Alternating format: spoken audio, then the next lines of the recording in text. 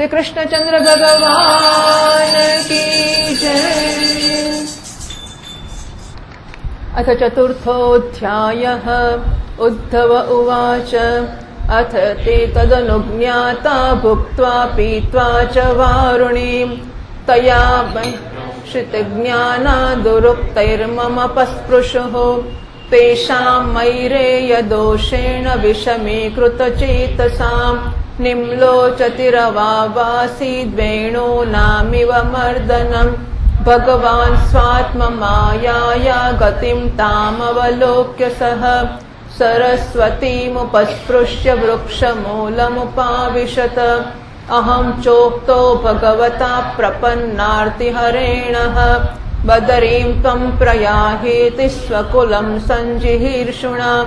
अथापि तदभिप्रेतं जानन्नहमरिन्दमम् तोऽन्वगमं भर्तुः पादविश्लेषणाक्षमः अद्राक्षमेकमासीनं विचिन्वन्दयितं पतिं श्रीनिकेतं सरस्वत्यां कृतकेतमकेतनं श्यामावदातं विरजं प्रशान्तारुणलोचनं दोर्भिश्चतुर्भिर्विदितं पीतकौशाम्बरेण च वाम ऊरावदिश्रित्य दक्षिणाङ्घ्रिसरोरुहम् अपाश्रितार्भकाश्वत्थमकृशं त्यक्तपिप्पलम् तस्मिन् महाभागवतोद्वैपायन सुहृत्सखा लोकाननुचरन् सिद्ध आससादयदृच्छया। तस्यानुरक्तस्य मुनेर्मुकुन्दः प्रमोदभावानतकन्दरस्य आशृण्वतो मामनुरागः स समीक्षया विश्रमयन्नुवाच। ઉદ્ધવજી કહે છે, પછી બ્રાહ્મણોની આજ્ઞા પ્રાપ્ત કરીને યાદવોએ ભોજન કર્યું અને વારુણી મદિરાનું પાન કર્યું. એનાથી એમનું જ્ઞાન નષ્ટ થઈ ગયું અને દુર્વચનોથી એકબીજાના હૃદયને આઘાત પહોંચાડવા લાગ્યા. મદિરાના નશાથી એમની બુદ્ધિ બગડી ગઈ અને જેમ પરસ્પર ઘર્ષણથી વાંસોમાં આગ લાગી જાય છે એ પ્રકારે સૂર્યાસ્ત થતા થતા એમનામાં મારકાપ થવા લાગી. ભગવાન પોતાની માયાથી આ વિચિત્ર ગતિને જોઈને સરસ્વતીના જળથી આચમન કરીને એક વૃક્ષ નીચે બેસી ગયા. એનાથી પહેલા જ શરણાગતોનો દુઃખ દૂર કરનાર ભગવાન શ્રી કૃષ્ણે પોતાના કુળનો સંહાર કરવાની ઈચ્છા હોવાથી મને કહી દીધું હતું કે તમે બદ્રિકાશ્રમ ચાલ્યા જાઓ. તો ઉદ્ધવજીને કહ્યું કે તમે બદ્રિકાશ્રમ જતા રહો. વિદુરજી આથી જો કે એમનો આશય સમજી ગયો હતો તો પણ સ્વામીના ચરણોનો વિયોગ સહન ન કરી શકવાને કારણે એમની પાછળ પ્રભાસ ક્ષેત્રમાં પહોંચી ગયો. ત્યાં મેં જોયું કે જે બધાના આશ્રય છે પરંતુ જેમનો કોઈ આશ્રય છે જ નહીં એ પ્રિયતમ પ્રભુ શોભાધામ શ્યામ સુંદર સરસ્વતીના કિનારા ઉપર એકલા જ બેઠા છે. દિવ્ય વિશુદ્ધ સત્વમય એમનું સુંદર શ્યામ શરીર છે, શાંતિથી ભરેલી લાલ આંખો છે, એમની 4 ભુજાઓ અને રેશમી પીતાંબર જોઈને હું દૂરથી જ એમને ઓળખી ગયો. એક પીપળાના ઝાડ નાનકડા વૃક્ષનો સહારો લઈને ડાબા જાંઘ ઉપર જમણો ચરણ કમળ રાખીને બેઠા હતા. ભોજન પાનનો ત્યાગ કરી દીધો હતો પણ આનંદથી પ્રફુલ્લિત થઈ રહ્યા હતા. એ સમયે વ્યાસજીના પ્રિય મિત્ર પરમ ભાગવત સિદ્ધ મૈત્રેયજી લોકોમાં સ્વચ્છંદ વિચરણ કરતા ત્યાં આવી પહોંચ્યા. મૈત્રેય મુનિ ભગવાનના અનુરાગી ભક્ત છે. આનંદ અને ભક્તિભાવથી એમની ગરદન ઝૂકી રહી હતી. એમની સામે જ શ્રી હરિએ પ્રેમ અને મુસ્કાનયુક્ત ચિતવનથી મને આનંદિત કરતા કહ્યું. શ્રી ભગવાનુવાચ વેદાહમંતર્મનસીપ્સિतं તે દદામિ યત્તદ્દુરવાપમન્યૈઃ સત્રે પુરા વિશ્વસૃજાં વસૂનાં મત્સિદ્ધિકામેન વસોત્પયેષ્ટઃ સ એષ સાધો ચરમો ભવાનાં આસાદિતસ્તે મદનુગ્રહો યત યન્માં નૃલોકાન્દ્રઃ ઉત્સૃજન્तं દિષ્ટ્યા દદૃશ્વાન્વિશદાનુવૃત્ત્યા પુરા મયા પ્રોક્તમજાયનાભ્યે પદ્મે નિષન્નાય મમાદિસર્ગે જ્ઞાનં પરમ મન્મહિમાવભાસં યસ્સૂરયો ભાગવतं વદન્તિ ઇત્યાદૃતોક્તઃ પરમસ્ય પુંસઃ પ્રતિક્ષણાનુગ્રહભાજનોऽહં स्नेहोत्थरो मा स्खलिताक्षरस्तम् मुञ्चच्छुचः प्राञ्जलिराबभाषे कोन्वीशते पादसरोजभाजाम्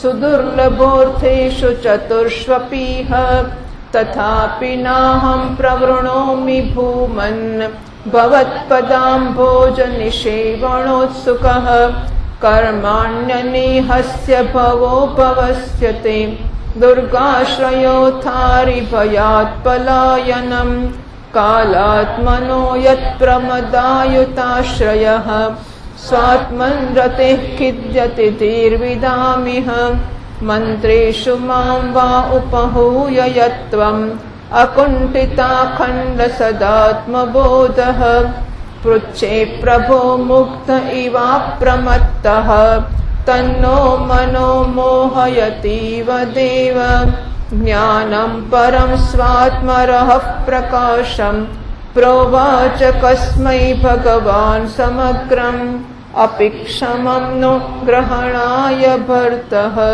वदाञ्जसा यद्वृजिनं तरेम इत्यावेदितहार्दाय मह्यं स भगवान् परः आदिदेशारविन्दाक्ष आत्मनः परमां स्थितिं स एवमाराधितपादतीर्थात् अधीततत्त्वात्मविबोधमार्गः म्यपादौ परिवृत्य देवम् इहागतोऽहं विरहातुरात्मा सोऽहं तद्दर्शनाल्लादवियोगार्तियुतः प्रभो गमिष्ये दयितं तस्य बदर्याश्रममण्डलम् यत्र नारायणो देवो नरश्च भगवान् ऋषिः मृदु तीव्रं तपो दीर्घं ते पाते લોકભાવનૌ। શ્રી ભગવાન કહે છે, હું તમારી આંતરિક અભિલાષા જાણું છું, આથી હું તમને એવું સાધન આપું છું જે બીજાઓને માટે અત્યંત દુર્લભ છે। ઉદ્ધવ, તમે પૂર્વજન્મના વસુ છો। વિશ્વની રચના કરનારા પ્રજાપતિઓ અને વસુઓના યજ્ઞમાં મને પ્રાપ્ત કરવાની ઈચ્છાથી જ તમે મારી આરાધના કરી હતી। એ સાધુ સ્વભાવવાળા ઉદ્ધવજી, સંસારમાં તમારો આ અંતિમ જન્મ છે, કારણ કે એમાં તમે મારો અનુગ્રહ પ્રાપ્ત કર્યો છે। હવે હું મર્ત્યલોકને છોડીને મારા ધામમાં જવા ઈચ્છું છું। આ સમયે અહીં એકાંતમાં તમે તમારી અનન્ય ભક્તિના કારણે જ મારું દર્શન પ્રાપ્ત કરી શક્યા છો, એ મોટા સૌભાગ્યની વાત છે। પૂર્વકાળે પાદ્મકલ્પના આરંભમાં મેં મારા નાભિ કમળ પર બેઠેલા બ્રહ્માજીને મારા મહિમાને પ્રકટ કરનાર જે શ્રેષ્ઠ જ્ઞાનનો ઉપદેશ કર્યો હતો, એને જે વિવેકી લોકો ભાગવત કહે છે, એ જ્ઞાન હું તમને આપું છું। વિદુરજી, મારા પર તો પ્રતિક્ષણ એ પરમ પુરુષની કૃપા વરસતી રહે છે। આ સમયે એમણે આ પ્રકારે આદરપૂર્વક કહેવાથી સ્નેહવશાત મને રોમાંચ થઈ આવ્યો। મારી વાણી ગદગદ થઈ ગઈ અને નેત્રોમાંથી આંસુઓની ધારા વહેવા લાગી। એ સમયે મેં હાથ જોડીને એમને કહ્યું, હે સ્વામી, આપના ચરણ કમળોની સેવા કરનારા પુરુષોને આ સંસારમાં અર્થ, ધર્મ, કામ, મોક્ષ આ ચારેયમાંથી કોઈ પણ પદાર્થ દુર્લભ નથી, તથાપિ મને એમાંથી એક પણની ઈચ્છા નથી। હું તો કેવળ આપના ચરણ કમળોની સેવાને માટે જ લાલાયિત રહું છું। પ્રભુ, આપ નિસ્પૃહ થઈને પણ કર્મ કરો છો, અજન્મ હોઈને પણ જન્મ લો છો, કાળરૂપ હોઈને પણ શત્રુના ડરથી ભાગો છો અને દ્વારકાના કિલ્લામાં જઈને છુપાઈ જાઓ છો, તથા સ્વાત્મારામ હોઈને પણ 16,000 સ્ત્રીઓ સાથે રમણ કરો છો। આ વિચિત્ર ચરિત્રોને જોઈને વિદ્વાનોની બુદ્ધિ પણ ચક્કરમાં પડી જાય છે। હે દેવ, આપનું સ્વરૂપ જ્ઞાન સર્વથા અબાધ અને અખંડ છે, છતાં પણ આપ સલાહ લેવાને માટે મને બોલાવીને જે ભોળા મનુષ્યોની જેમ બહુ સાવધાનીપૂર્વક મારી સંમતિ પૂછ્યા કરતા હતા, પ્રભુ, આપની એ લીલા મારા મનને જાણે કે મોહિત કરે છે। ઉદ્ધવ, શું કરીશું આપણે? સલાહ માગે કે આમાં શું કરીશું, પેલામાં શું કરીશું?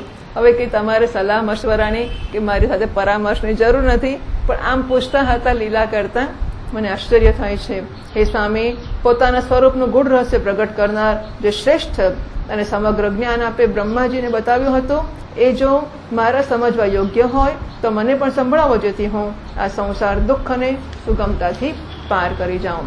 જ્યારે મેં આ પ્રકારે મારા હૃદયનો ભાવ નિવેદિત કર્યો, ત્યારે પરમ પુરુષ કમળનયન ભગવાન શ્રી કૃષ્ણએ મને પોતાના સ્વરૂપની પરમ સ્થિતિનો ઉપદેશ આપ્યો। આ પ્રકારે પૂજ્યપાદ ગુરુ શ્રી કૃષ્ણથી જો ભગવાન ગુરુ બન્યા એ વખતે ભગવાન તો હતા પણ આજે ગુરુ બન્યા. ગુરુ શ્રી કૃષ્ણથી આત્મ તત્વની ઉપલબ્ધિનું સાધન સાંભળીને તથા એ પ્રભુના ચરણોની વંદના અને પરિક્રમા કરીને હું અહીં આવ્યો છું. આ સમયે એમના વિરહથી મારું ચિત્ત અત્યંત વ્યાકુળ થઈ રહ્યો છે.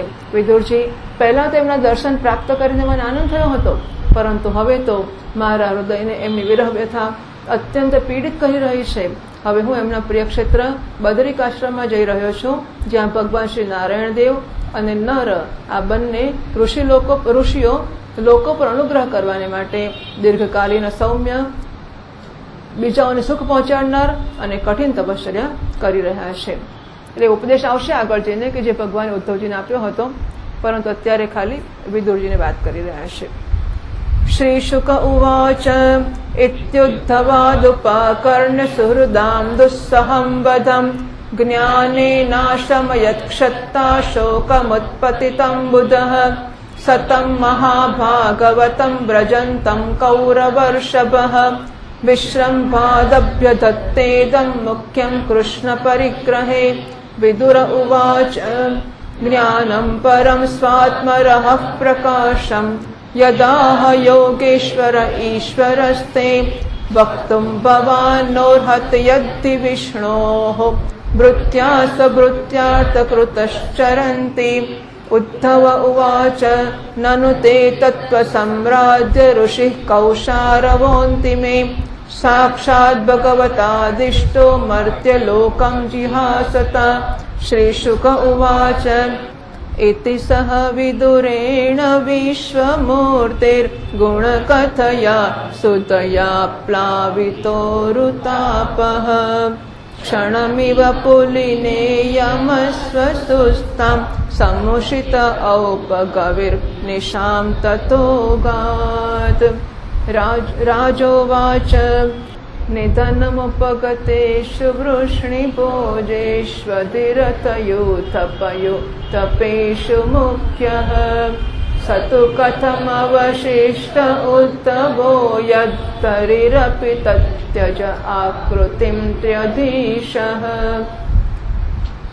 શ્રી સુખદેવજી મહારાજ કહે છે, આ પ્રકારે ઉદ્ધવજીના મુખથી પોતાના પ્રિય બંધુઓના વિનાશના અસહ્ય સમાચાર સાંભળીને પરમ જ્ઞાની વિદુરજીને જે શોક ઉત્પન્ન થયો એને એમણે જ્ઞાન દ્વારા શાંત કર્યો. જ્યારે ભગવાન શ્રી કૃષ્ણના પરિકરોમાં પ્રધાન મહાભાગવત ઉદ્ધવજી બદરિકાશ્રમ તરફ જવા લાગ્યા, ત્યારે કુરુશ્રેષ્ઠ વિદુરજીએ શ્રદ્ધાપૂર્વક એમને પૂછ્યું.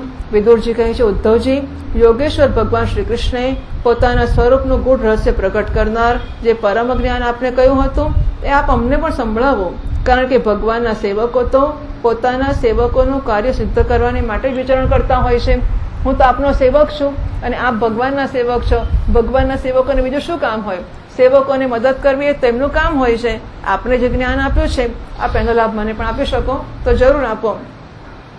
ઉદ્ધવજી કહે છે, આ તત્વજ્ઞાન માટે આપે મુનિવર મૈત્રેયજીનું સેવા કરવી જોઈએ. આ મર્ત્ય લોકને છોડતી વખતે ભગવાને મારી સામે જ આપને ઉપદેશ આપવા માટે મૈત્રેયજીને આજ્ઞા આપી હતી. શ્રી સુખદેવજી મહારાજ કહે છે, આ પ્રકારે વિદુરજીની સાથે હવે જુઓ વિદુરજી કેવા વાલા હશે કે શરીર છોડીને ભગવાન અંતર્ધાન થાય છે ત્યારે ખાસ યાદ કરે છે કે આ છે ને ખાનગીમાં આ જ્ઞાન એ વિદુરજીને પહોંચાડજો, અને એને માટે મૈત્રેયજીને આજ્ઞા આપી છે. કેવી મહાન વસ્તુ હશે ને કે આમ. એટલે ઘણી વાર કહેવામાં આવે છે કે એવું લાગતું હોય કે નજીક રહેનારા લાભ મેળવી જાય ને વગેરે વગેરે વસ્તુઓ, પણ એવું કંઈ હોતું નથી. અહીં કે ત્યાં નારાયણનો પ્રેમ પ્રાપ્ત કરી ચૂક્યા છે તો અહીં હોય કે ત્યાં હોય એની વ્યવસ્થા નારાયણ કરતો હોય છે. શ્રી સુખદેવજી કહે છે, આ પ્રકારે વિદુરજીની સાથે વિશ્વમૂર્તિ ભગવાન શ્રી કૃષ્ણના ગુણોની ચર્ચા થવાથી એ કથામૃતના દ્વારા ઉદ્ધવજીનો વિયોગ જનિત મહાન તાપ શાંત થઈ ગયો. યમુનાજીના તીર ઉપર એમની એ રાત્રિ એક ક્ષણની સમાન વીતી ગઈ. પછી પ્રાતઃકાળ થતાં જ એ ત્યાંથી ચાલી નીકળ્યા. રાજા પરીક્ષિત પૂછે છે, હે ભગવાન, વૃષ્ણિકુલ અને ભોજ વંશના બધા રથીઓ અને યુથપતિઓના પણ યુથપતિ નષ્ટ થઈ ગયા હતા, એટલે સુધી કે ત્રિલોકીના શ્રીહરિને પણ પોતાનું રૂપ છોડવું પડ્યું હતું. પછી એ બધાના મુખ્ય ઉદ્ધવજી કેવી રીતે બચી ગયા? બરાબર છે ને? 29મા શ્લોકથી श्रीशुक उवाच ब्रह्मशापापदेशेन कालेनामोघवाञ्छितः संहृत्य स्वकुलं नूनं त्यक्ष्यन् देहमचिन्तयत् अस्माल्लोकादुपरते मयि ज्ञानं मदाश्रयम् अर्हत्युद्धव एवाथ सम्प्रत्यात्मवतां वरः नोद्धवोऽण्वपि मन्यूनो यद्गुणैर्नार्दितः प्रभुः अतो मद्वयुनं लोकं ग्राहयन्निह तिष्ठतु एवं त्रिलोकगुरुणा सन्दिष्टः शब्दयोनिना बदर्याश्रममासाद्य हरिमीजे समाधिना विद्रोऽप्युद्धवाच्छ्रुत्वा कृष्णस्य परमात्मनः क्रीडयोपात्तदेहस्य कर्माणि श्लाघितानि च